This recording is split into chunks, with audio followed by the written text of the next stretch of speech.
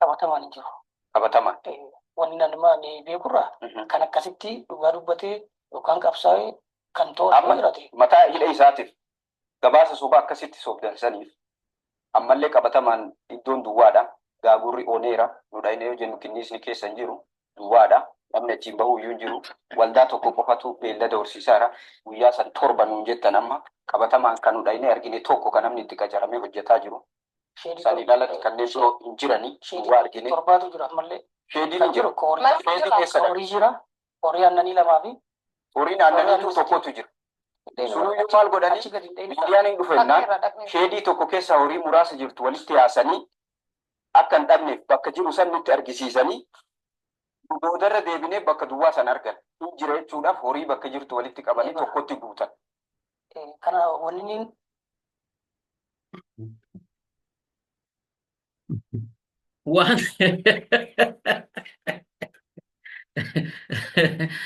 wanta ammas hin ilaaltanii caa kan guyyaa wuxataa galgala dhiyaatu sana kan bulchiinsa aanaa Gooroo Guutuu kan obbo Riyaad Muhammad kabajamoon Anwaariin biratti dhiyaatanii OBN biratti dhiyaatanii caa irratti yaada isaan kennanidha. Waan nama ajaa'ibu keessaati. Namni tokko uummanni miidhamaa jira. Gabaasa sobaatu biyya balleessaa jira. Malaammaltummaan jira. Bulchiinsi gaariin badeera. Hin jiru uummanni gidiraa keessa jira gaafa jedhamu akka nama mootummaa Dr. Abiyyi jibbee akka nama obbo Shimallisiin aangoo irratti jibbee akka nama paartii bilisiginnaa aangoo irratti jibbeetti nama farrajee yookaan immoo ilaalcha hin taane namaa qabaata. Garuu dhugaan jirtu dhaggeeffadhaame. Waan isaan nama dubbatan keessatti pireezidaantii mootummaa naannoo Oromiyaa kabajamoo obbo Shimallis Abdiisaatii fi adda caaltuu isaanii fa'aa isaantu aanaa Gooroo Guutuu kana kan Harargee lixaatti argamu kana godina Harargee lixaatti argamu kana keessatti do'annaa hojiitiif dhaqu. Obbo Riyaad maal godha? Warra garee hojii uumtotaa yookaan immoo itti gaafatamaan dhimma hojii uumuutiin walii galee kaabinoota isaatii wajjin walii galeetu sobaan jechuudha. Sheedii adda addaa qopheessineerraa uummata kanniisa akka horsiisan yookaan immoo damma oomishan horii furdisuu irratti wantoota adda addaa irratti himaataadhaan namoota gurmeessinee kun hojiitti galchineera jedheetu nama ani yuunivarsiitii irraa dippiloomaadhaan eebbifame namichi kun jedhee nama dubbatu dhiyeessa jechuudha. Namichi kun yuunivarsiitiin digirii moo dippiloomii eebbisa yookaan immoo barsiisee eebbisiisa kan jedhu illee hin beeku kanaan hubadhaame. Interviiyuu gaafa godhan jechuudha yookaan immoo af-gaaffii gaafa godhan. Sadarkaa akka kanaatti iyyuu uummanni rakkoo hamaa keessa galee jira. Obbo Riyaad Muhammad kuni akka aanolee Oromiyaa keessa jiran guutummaatti tokkoffaa baheetu bara 2016 konkolaataa badhaafame. Aanaan kun jechuudha. Maaliin? Gabaasa sobaatiin. Horii horsiisuu sobaatiin. Hojii dhabdummaa balleessuu sobaatiin. Asirratti waan na dhibu gaafa inni kana hunda dhiyeessu kana maakiroos cheekiin gootan warra Oromiyaa iyyuu obbo Shimallis faan iyyuu. Wanti kun dhuguma qabatamaadhaan lafarra jira. Gaafa ofii dhaqxan qofatu hin taane torban lama booda nama biraa utuu hin beekin tuu bulchaan achi hin beekin akkuma nama karaa deemuutti namni biraa itti gore yookaan immoo akkuma nama yuutuubii dhuunfaatiif jecha waraabbatullee sobeetumatti goreellee akka inni cheek godhee waan lafarra jiruu fi waan gaafa sana dubbatame godhumaan goone badhaasuu keessan dur konkolaataa badhaafame aanaan sun. Waan nama gaddisiisu jechuun waan sobaatiin gabaasa sobaatiin nagahee sobaa qopheesseetu uummata irraa qarshii sassaaba. Mee ilaalame nagahee sobaatiin jechuudha. Dhaggeeffadhaame waan Dhugaa dubbadhee itti fannifamu jechuudha. Horiin qabatamaan jira. Horiin akka jiru isinitti himaarra. Horiin qabatamaan jira. Tokko qofa keessa. Tokko qofaan sheedii sadeen keessoo Iddoo isaa daawwachaa lakki Daarektarri keenyarra nu deebisuu danda'a. waan Sheedii daarektarri duwwaa waan daarektarri deebisuu miti wala. Lakki biiroo isaa Sheedii keessaa gabbuu danda'a bara. waan guyyaa sana argine. Tokko mitiidha. Isa jalqabaa faana isa pirezidaantiin daawwatan faana wal bira qabamee yeroo ilaalamu hin jiru sheediin. Kan aannanii maal maal jettanii irratti barreeffamee kun kan aannaniiti kun kan Biyyoo lukkuuti kanarratti ilaaluu dandeessu tokko ni jira. soba. Kuni ona namni bira hin jiru duwwaadha. Kun duwwaadha. Maqaan jira Kun sheedii isin ijaartanii gaafsan keessa beellanni ture. Kana keessa hin jiru yoo jenne nus of soobna. Daawwattoota keenyas ni soobna. Horii bakka adda addaati mana nama dhuunfaarraa horii qabeenya nama dhuunfaa taate walitti funaananii fidaniitu obbo Shimallisiin ilaa kunoo kana furdisaa jiru jarri kun waan nama ajaa'ibu jechuudha. Veeterinary mediciniin baradheedha. Hojjetaa mootummaati garuu achuma. Gaa'on itti kaa'anii. Hanga kanatti sobamaa jira. Qabatamaan bargaa jechuun yoo gabbee malee. Ayyee daawwattoota keenya Wanni inni qulqulleeffadhuun kan jiru ta'a akka jirutti kan hin beekne. ayyee sadarkaa kanatti gabaasni soba. Miidiyaas Badhaasoo Abdii Ahmad jedhama. Aanaa Gooroo Guutuu Kas magaalaa Karramillee irraa hojii horsiisa lukkuutiin hojjechaa ture. Barumsa akkaawuntingiitiin ba'e yuunivarsiitii irraa ba'e diploomaadhaani. Warra irraas Dhaggeeffadhaa gaalaam. Akkaawuntingiidhaan inni dippiloomaadha yuunivarsiitii irraa ba'ee jira. Maaliif mucaan kun aanaa sanatti liigii dargaggootti gaafatamaa ture waa'ee yuunivarsiitiin dippiloomiidhaan nama eebbisiisee barsiisee eebbisiisa moo sadarkaa digiriitti waan jedhu illee hin beeku dhugaadha kottuu jedhennaan jedhe itti murtaa'u. Diraamicha immoo durumaan dursanii illee itti qophaa'anii yuunivarsiitiin akkasii digiriidhaan nama eebbisiisa bara akkasiin eebbifamee qabxii akkasiitiin hin bahe jedhillee jedhanii waan kennaniif hin qaban. Odeeffannoo. haa ta'u mootummaa yeroo yerootti dhaqaa cimbuurra jennee amma wal mareenna jechuudha. Gaafa wal mareennu ni ijaaramne inni kaane waajjira bulchiinsaa deemnee jechuudha. Gaafa kana ni ijaaramne inni nu qabanii nu ijaaran.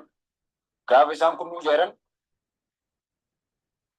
deebiinee leenjii nu kennan jechuudha. Wanti inni dubbatu kun hundumtuu sobalaa. Nu ijaaranii gaafa nu ijaaranii booddee immoo leenjii nuu kennanidha. Leenjiin kennames hin jiru. Ijaaramni gurbaan kun keessatti ijaarame illee hin jiru. Jedhi jennaan jedhe dirqame. Yoon didee nam miidhamaadha dhumarratti yaada kenna. Guyyaa bira. Leenjii gaafa nu kennan leenjii kana fudhannee nutis ol baanee lafa nu kennan. Bulchiinsi magaalaa lafa nu kennan. Mee asitti immoo waan inni dhaggeeffata. Barreeraa jechuudha. Yeroo mara milishaadhaan na dursisan. Ilaalila. Milishaadhaan na dursisan.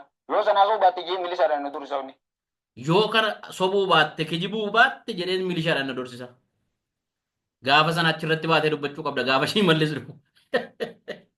Akka nama tokkotti kaanii burraa isa nageessanii dirqama dandeettii haasawaa bichaa waan hin qabuuf jechuudha. Ishis ammoo akkuma xiyya eegalanii xiyya dabreetti inisheetiif gabbuutti inisheetiif guutuu bakka takkatti hojjechuudhaaf gama san dhaqan isaan. Dhaggeeffattanii?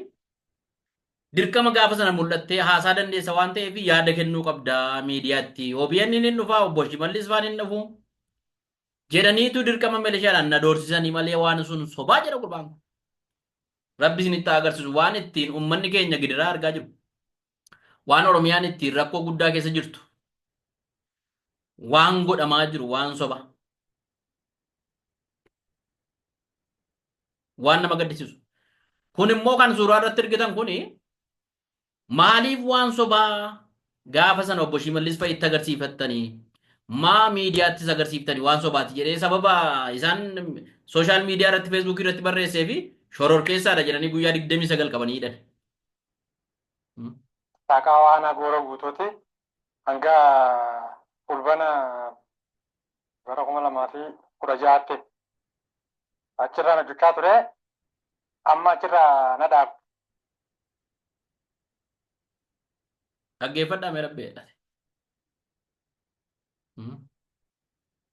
Milishaa natti ergan. Ilaali. Milishaa 8tti. Milishaa kana oguu natti ergan biheetiin mana fincaanii keessa dhaabbadhee dhaggeeffadhan. Haadha mana kiyyaa dhufanii banii janiin. hin banuu inni jiru yennaan bulchaa kana inni jiru jaartiin nurraa banuu diddee janiin isuma ulaa cabsaa fidaa janiin. Dhaggeeffadhame. Ulaa cabsaatii jaartii isaa fidaa. Milishaan seeraan ala ulaa cabsachuudha. Sawwa halkan sa'aatii 8tti. Olaantummaan seeraas badeera, seerris badeera. Uummanni waan dubbatu dhabe acuuccaa hamaa darara hamaa jala galee jira laalame kan. Sanii hoogganaa milishaa bulchiinsa nageenya magaalaa Harramillee niin beeka umar kana hojjetaa mootummaati ganama waajjirri dhufa halkan zaa kana yoo cabsine mana nama seerri nu gaafataa jee oofee jechuudha. Ganama zaa kudha takka otoon bariin halkan akkasuma bulee rooba keessa deemaa bulee godina dhagee bulchaa godina argee baat himadhee isa achirra narraa dhaabbatee jechuudha. Ramaddii kiyya kun ol deebi'u kerra jiru haasaa jeeni guyyaa 29 na hidhe. Akkanumatti shoorarkee isaadha jee odoo ragaan tokko narra hin jiru. Ramaddii waajjira. Dhaggeeffadhaame. Akkasumatti shororkeessaa jedhaniiti na hidhanii maaliif sababa soba isaanii saaxileef sababa kijiba isaanii saaxileef egaa eegga akkas ta'e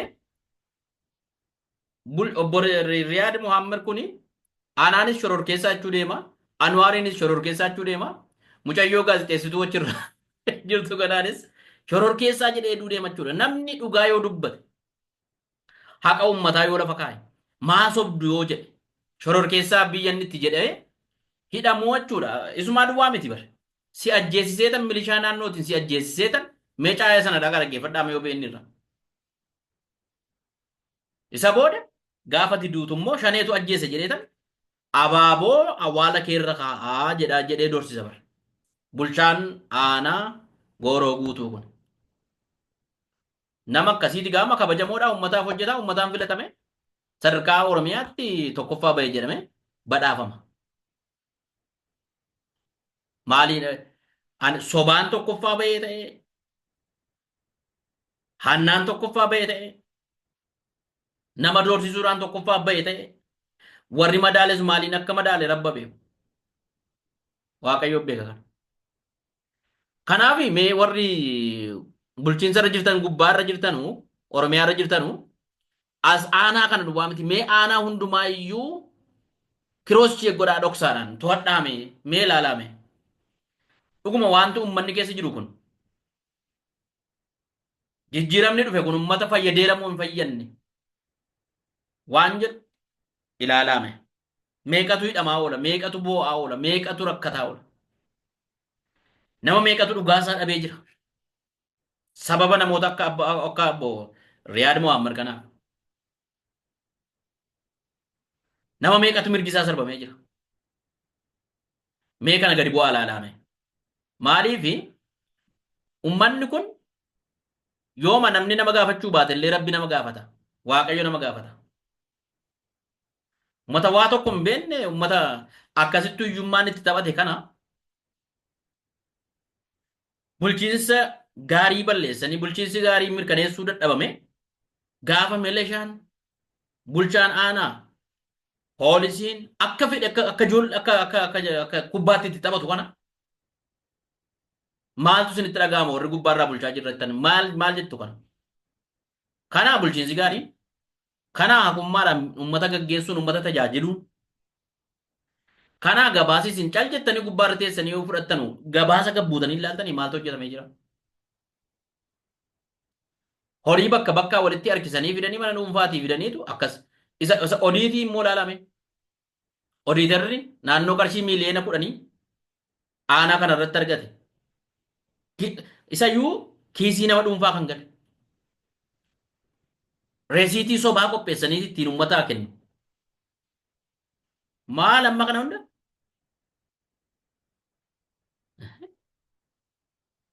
Maal jedhama kun?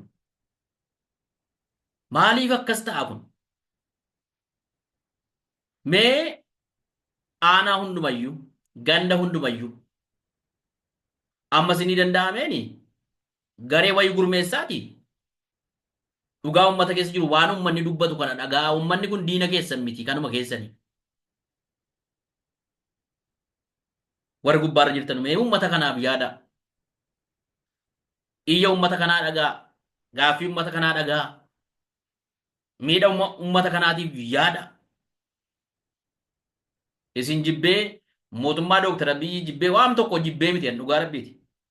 Garuu gaafa akka kanatti kaabineen uummatatti taphatu meelashaan halkan sa'aatii 8tti dhaqee uummata mana keessaa namicha dhabee maaltu halkan dhaqii qabee haadha mana cabsaatii fidaa kottaa.